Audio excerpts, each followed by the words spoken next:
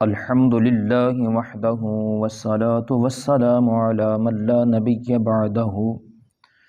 أما بعد فأعوذ بالله من الشيطان الرجيم بسم الله الرحمن الرحيم يا أيها الذين آمنوا إن كثيرا من الأحبار رهبان ليأكلون أموال الناس بالباطل ويصدون عن سبيل الله والذين يكنزون الذهب والفضة ولا ينفقونها في سبيل الله فبشرهم بعذاب أليم يوم يحمى عليها في نار جهنم فتكوى بها جباههم وجنوبهم وظهورهم هذا ما كنزتم لأنفسكم فذوقوا ما كنتم تكنزون صدق اللہ مولانا العظیم الصلاۃ والسلام علیک یا سیدی یا رسول اللہ وعلی آلک واصحابک یا سیدی یا حبیب اللہ الصلاۃ والسلام علیک یا سیدی یا نبی اللہ وعلی آلک واصحابک یا سیدی یا رحمۃ للعالمین۔ حمد و صلوات کے بعد معزز حاضرین و سامعین، قرآن مجید فرقان حمید برہان رشید کی سورہ توبہ کی آیت نمبر 34 اور 35 کی میں نے آپ احباب کے سامنے تلاوت کی ہے۔ ان آیات کریمہ میں اللہ تعالیٰ نے دو گروہوں کا تذکرہ کیا ہے جو مال جمع کرنے والے تھے اور لوگوں کو اللہ کی راہ سے روکنے والے تھے۔ فرمایا یا ایھا الذین آمنوا، اے ایمان والو، ان کثیرا من الاحبار ورہبان، بے شک بہت پادری اور جوگی، لَيَأْكُلُونَ أَمْوَالَ النَّاسِ بِالْبَاطِلِ، لوگوں کا مال ناحق کھا جاتے ہیں، وَيَصُدُّونَ عَنْ سَبِيلِ اللَّهِ، اور اللہ کی راہ سے روکتے ہیں، وَالَّذِينَ يَكْنِزُونَ الذَّهَبَ وَالْفِضَّةَ، اور وہ کہ جوڑ کر رکھتے ہیں سونا اور چاندی، ولا ينفقونها فی سبیل اللہ، اور اسے اللہ کی راہ میں خرچ نہیں کرتے، فبشرہم بعذاب علیم، انہیں خوشخبری سناؤ دردناک عذاب کی۔ یوم یحمى علیہا فی نار جہنم فتکوی بہا، جس دن وہ تپایا جائے گا، یعنی وہ سونا اور چاندی تپایا جائے گا جہنم کی آگ میں، پھر اس سے داغیں گے جباہہم وجنوبہم وظہورہم، ان کی پیشانیاں اور کروٹیں اور پیٹھیں، ھذا ما کنزتم لانفسکم فذوقوا ما کنتم تکنزون، یہ ہے وہ جو تم نے اپنے لیے جوڑ کر رکھا تھا، اب چکھو مزہ اس جوڑنے کا۔ ان دو آیات کریمہ میں اللہ تعالیٰ نے ان کا لوگوں کا تذکرہ کیا ہے اور ان کا جو ہے نا وہ نتیجہ جو قیامت کے دن ان کا حال ہوگا اور ان کو سزا ملے گی، اس کا تذکرہ بھی فرمایا ہے کہ جو مال ناحق لوگوں کا کھاتے ہیں اور لوگوں کو اللہ کی راہ سے روکتے ہیں، اور سونا چاندی جوڑ جوڑ کر رکھتے ہیں اور پھر اسے اللہ کی راہ میں خرچ نہیں کرتے، یعنی اس کی زکوٰۃ ادا نہیں کرتے، تو ان کے بارے میں فرمایا کیا ہے حبیب صلی اللہ علیہ وآلہ وسلم، ان کو خوشخبری سناؤ اللہ تعالیٰ کے دردناک عذاب کی، جہنم کا جو دردناک عذاب ہوگا اس کی خوشخبری سنا دو۔ اور یہ جو سونا اور چاندی جوڑ جوڑ کر رکھتے ہیں، قیامت کے والے دن وہ سونا اور چاندی جہنم کی آگ میں گرم کیا جائے گا، اسے تپایا جائے گا، اور گرم کر کے پھر ان کی پیشانیاں اس سے داغی جائیں گی، پیشانیوں پر لگایا جائے گا، ان کی کروٹوں پر لگایا جائے گا، اور ان کی پیٹھوں پر داغ لگائے جائیں گے، اور پھر ان سے کہا جائے گا یہ ہے وہ سونا اور چاندی، یہ ہے وہ مال جو تم جوڑ جوڑ کر رکھتے تھے، اب اس کا مزہ چکھو جس کو تم جوڑتے رہے۔ اور آج کل اکثریت جو جن کے پاس سونا چاندی یا زیورات ہیں، تو اکثریت لوگ جو ہیں وہ سونا اور چاندی یا زیورات کی زکوٰۃ نہیں نکالتے۔ تو عبداللہ بن عمر بن عاص رضی اللہ تعالی عنہ سے روایت ہے کہ ایک خاتون اپنی ایک لڑکی کو رسول اللہ صلی اللہ علیہ وآلہ وسلم کی خدمت میں لے کر آئی، حاضر ہوئی۔ اس لڑکی کے ہاتھوں میں سونے کے موٹے اور بھاری کنگن تھے، تو نبی پاک صلی اللہ علیہ وآلہ وسلم نے اس بچی سے یعنی اس لڑکی سے فرمایا کیا تم ان کنگنوں کی زکوٰۃ دیتی ہو؟ تو اس نے عرض کی یا رسول اللہ صلی اللہ علیہ وآلہ وسلم نہیں، میں تو زکوٰۃ نہیں دیتی۔ تو نبی پاک صلی اللہ علیہ وآلہ وسلم نے فرمایا تو کیا تم اس بات پر خوش ہوگی کہ اللہ تعالیٰ زکوٰۃ نہ دینے کی وجہ سے ان کنگنوں کے عوض، ان کنگنوں کے بدلے قیامت کے دن تمہیں آگ کے کنگن پہنا دے؟ کیا تم یہ چاہتی ہو؟ تو یہ وعید سنتے ہی، یہ عذاب سنتے ہی اس لڑکی نے کنگن اتار کر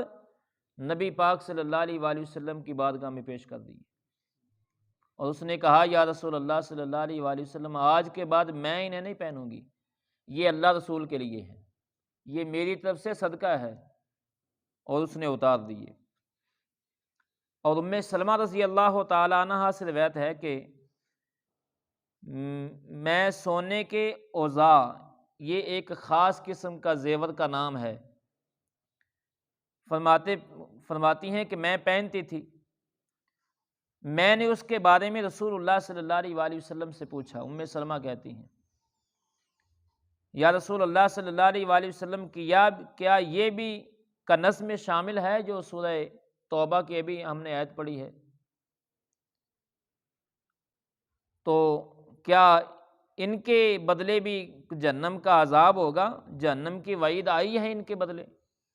حضور صلی اللہ علیہ وآلہ وسلم نے فرمایا جو سونے کے زیورات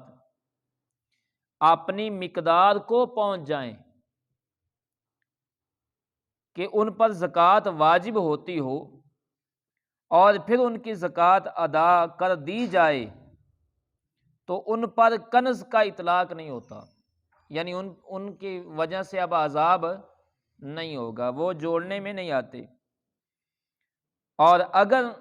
وہ اپنی مقدار کو زیورات پہنچتے ہوں پھر ان کی طرف اس زیورات کی زکوٰۃ نہ دی جائے تو پھر رب العالمین نے فرمایا کہ قیامت کے دن ان زیورات کو جہنم کی آگ پر تپایا جائے گا، گرم کیا جائے گا آگ سے، اور گرم کر کے اس زیورات سے پیشانیاں داغی جائیں گی، کروٹیں داغی جائیں گی، پیٹھیں داغی جائیں گی۔ اب وہ زیورات کتنا ہو تو جو ہے نا وہ زکوٰۃ واجب ہوتی ہے زیورات پر۔ زیورات سونا اگر 7.5 تولے 7.5 تولے اگر سونا آپ کے پاس ہے زیورات کی شکل میں، یا جو ہے نا وہ کہ ڈلی کی شکل میں ہے، یا برتن کی شکل میں ہے، یا کسی اور شکل میں ہے، اگر 7.5 تولے اس کا وزن آپ کے پاس ہے تو اب اس پر زکوٰۃ واجب ہے، زکوٰۃ دینی ہوگی۔ اسی طرح چاندی اگر 52.5 تولے یعنی 52.5 چاندی اگر آپ کے پاس ہے تو اس کی زکوٰۃ نکالی جائے گی، اور اگر زکوٰۃ نہ دی تو پھر یہ جو قرآن پاک میں اللہ رب العزت نے وعید فرمائی ہے، تو پھر وہ قیامت کے جو ہے وہ زیورات اس کے لیے باعث عذاب بنے گا۔ اور اگر کسی زیور میں سونا اور چاندی مخلوط ہیں، یعنی سونا اور چاندی اکٹھا بنے ہوئے ہیں زیورات کی شکل میں، یعنی کچھ چاندی استعمال ہوئی ہے، کچھ سونا استعمال ہوا ہے، تو پھر اس چیز کا اعتبار کیا جائے گا جو اس میں زیادہ ہوگی۔ یعنی اگر اس میں مثال کے طور پر کسی نے کنگن بنوائے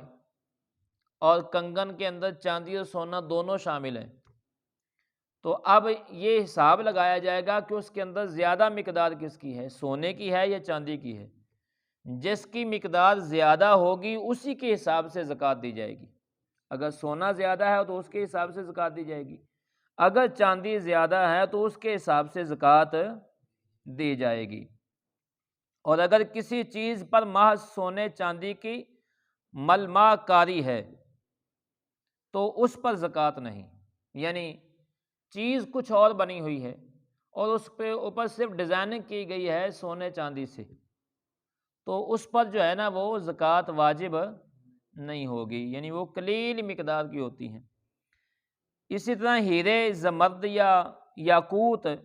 اور دوسرے قیمتی پتھر اگر ذاتی استعمال میں ہوں، ذاتی طور پر استعمال میں ہوں تو ان پر زکوٰۃ نہیں ہے، تجارت کے لیے ہوں تو پھر ان پر زکوٰۃ واجب ہے۔ اب زیورات کے حوالے سے ہمارے ملک میں ایک بہت بڑا اشکال ہے، وہ یہ ہے کہ زکوٰۃ، زیورات کی زکوٰۃ کون دے، کس پر واجب ہوگی، عورت پر واجب ہوگی یا مرد پر واجب ہوگی؟ کیونکہ زیورات تو عورتیں پہنتی ہیں، تو زکوٰۃ کون دے گا؟ تو یہ مسئلہ عرف کا ہے، یعنی جس علاقے کے اندر یہ زیورات دلہن کو دیے جاتے ہیں شادی کے موقع پر، تو اس علاقے کے اندر عرف کیا ہے، عموم کیا ہے اس علاقے کے اندر۔ ہمارے ہاں یہاں پنجاب کے اندر جو رسم ہے، جو رسم و رواج ہیں، وہ یہ ہیں کہ عمومی طور پر جو زیورات عورت کو شادی کے موقع پر، نکاح کے موقع پر دیے جاتے ہیں، وہ صرف پہننے کے لیے ہوتے ہیں۔ یعنی اگر مرد و عورت کی ازدواجی زندگی کے اندر کوئی اختلاف نہیں ہے، زندگی ٹھیک چل رہی ہے، تو پھر تو اس کے بارے میں کوئی پوچھا ہی نہیں جاتا زیورات کے بارے میں۔ لیکن اگر کہیں اختلاف ہو جائے، ازدواجی زندگی میں بگاڑ پیدا ہو جائے، تو پھر جو ہے وہ زیورات جو ہے وہ پوچھے جاتے ہیں، اور پھر زیورات کس کے پاس جاتے ہیں؟ مرد کے پاس۔ پھر وہ کہتے ہیں، سسرالیے کہتے ہیں کہ ہمارے زیورات دے دو، ہمارا سونا اتار دو۔ تو اس کا مطلب یہ ہوا کہ عورت کو زیورات صرف بطور استعمال کے لیے دیے جاتے ہیں، اس کی ملکیت نہیں ہوتے۔ ملکیت کس کی ہوتی ہے؟ مرد کی۔ تو جب عورت کی ملکیت ہی نہیں ہے تو زکوٰۃ کون دے گا؟ مرد دے گا۔ ہاں اگر عورت کی ملکیت میں دے دیے، یعنی عورت کو بطور حق مہر دے دیے، تو اگر عورت کو حق مہر میں زیورات دیے گئے ہیں تو پھر اب اس پر مرد کا حق نہیں ہے، اب حق کس کا ہے؟ عورت کا۔ اور اب زکوٰۃ عورت دے گی، اور اگر عورت نے یا مرد نے کسی نے بھی اس کی زکوٰۃ نہ دی تو پھر وہ اس وعید کے مستحق ہوں گے جو وعید قرآن مجید سورہ توبہ میں نازل ہوئی ہے کہ وہ سونا، وہ زیورات قیامت کے دن باعث عذاب بن جائیں گے۔ اللہ رب العزت کی بارگاہ میں دعا ہے اللہ تعالیٰ مجھے اور آپ احباب کو اللہ رسول صلی اللہ علیہ وآلہ وسلم کے احکامات پر عمل کرنے کی توفیق عطا فرمائے، اور ہم سب کو رسول اللہ صلی اللہ علیہ وآلہ وسلم کی اطاعت و فرما برداری نصیب فرمائے۔ آمین وما علیہ الا البلاغ۔